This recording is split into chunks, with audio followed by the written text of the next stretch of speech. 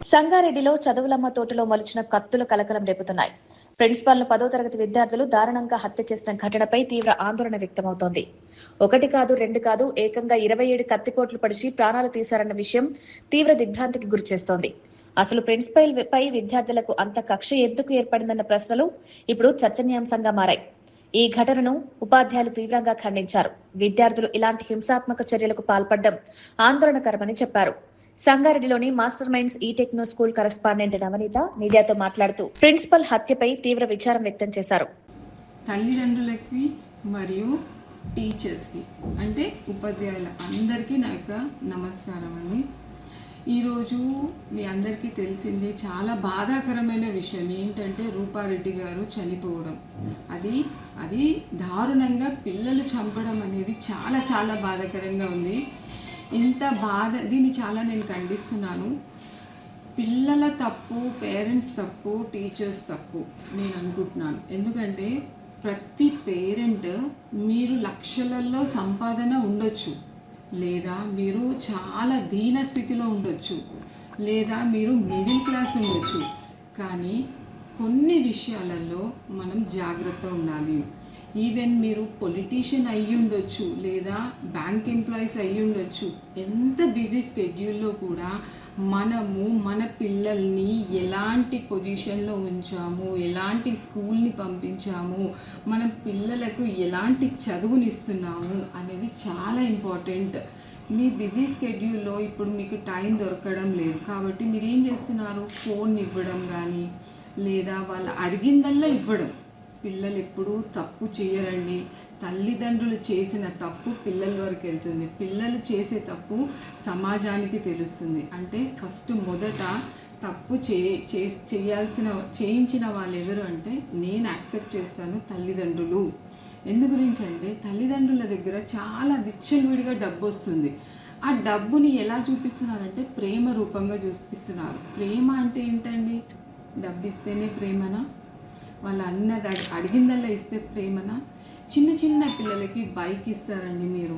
ఆ బైక్ వల్ల బాబు నడిపించడం ఏమో, ఇంకా ఎదుటి వాళ్ళకి ప్రాబ్లం ఏంటి? చిన్న చిన్న పిల్లలకి 500 రూపీస్ ఇస్తారు, 1000 రూపీస్ ఇస్తారు. మీరు చేసే చిన్న పొరపాటు వల్ల వాళ్ళకి ఎంతవరకు ఈ రోజు ఈ స్థాయికి రావడానికి కారణం తల్లిదండ్రుల యొక్క తప్పు. అంటే తప్పు అంటే ఏంటి? మీరు ఏమి ఇస్తున్నాను, నేను డబ్బులు ఎందుకు ఇస్తున్నాను, నేను ఫోన్ ఎందుకు ఇస్తున్నాను, నేను రోజు ఎదిగిన పిల్లోడు కదా, ఎదిగిన అమ్మాయి కదా, ఎన్ని గంటలు బయటకు వెళుతుంది, ఎన్ని గంటలు లోపల ఇంట్లో ఉంటుంది, ఎన్ని గంటలు బుక్ చదువుతుంది, ఆమెలో చేంజెస్ ఏమున్నాయి, ఫోన్ని హైడ్ చేస్తుందా, బుక్స్ని హైడ్ చేస్తుందా అనేది ప్రతి ఒక్కటి మీరు అబ్జర్వ్ చేస్తే ఈరోజు ఇలాంటి దారుణమైన స్థితి రాదండి.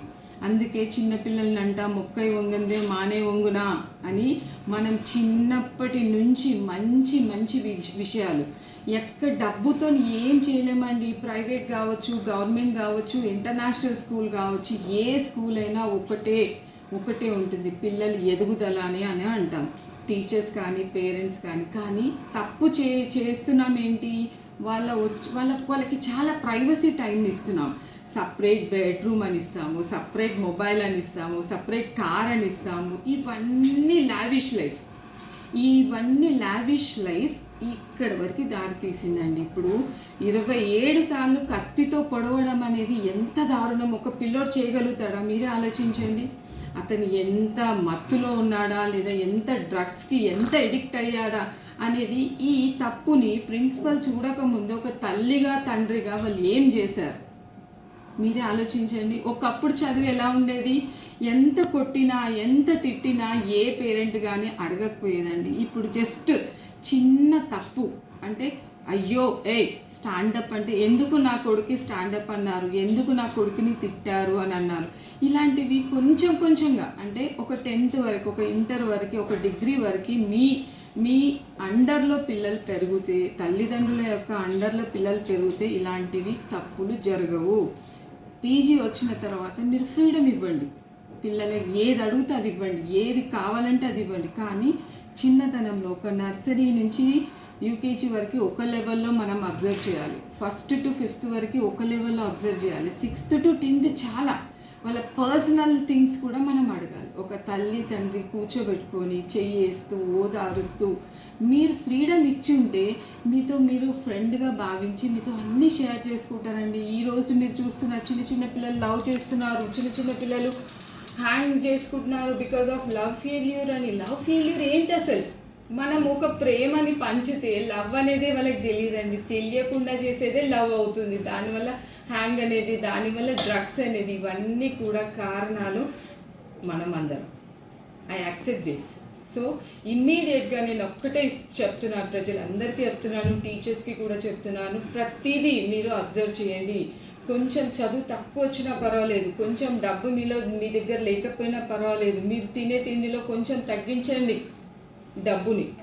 మంచి కాస్ట్లీ ఫుడ్ అనేది అవసరం లేదు, కానీ మీ తల్లిదండ్రుల యొక్క టైం, టీచర్ యొక్క టైం అనేది ఖచ్చితంగా ప్రాపర్గా స్టూడెంట్ అనాలిసిస్ చేస్తే, అది చిన్నప్పటి నుంచి చేస్తే, ఎక్కడి వరకు చేయాలి అందరూ? టీచర్ కానీ తల్లిదండ్రులు కానీ ఒక పీజీ లెవెల్ వచ్చే వరకు చేయాలి అనుకుంటారు పిల్లలు.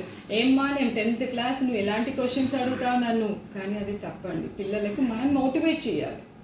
మనం మోటివేట్ చేస్తే వాళ్ళు ఇలాంటి మిస్టేక్స్ చేయరు. సో ప్రతి పేరెంట్ గుర్తుపెట్టుకోవాల్సిన విషయం ఏంటంటే, మీరు డబ్బుని చాలా జాగ్రత్తగా, డబ్బు మరియు ఫోన్, ఈ 2 విషయాలలో జాగ్రత్తగా ఉండండి. ఇలాంటి మిస్టేక్స్ ఎప్పుడు కావు ఇంకా. I hope everyone understood this. Thank you.